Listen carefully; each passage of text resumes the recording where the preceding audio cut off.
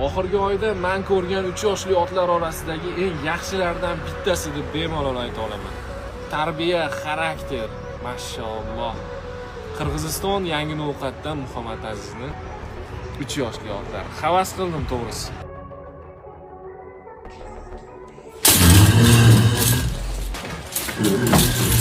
Ha.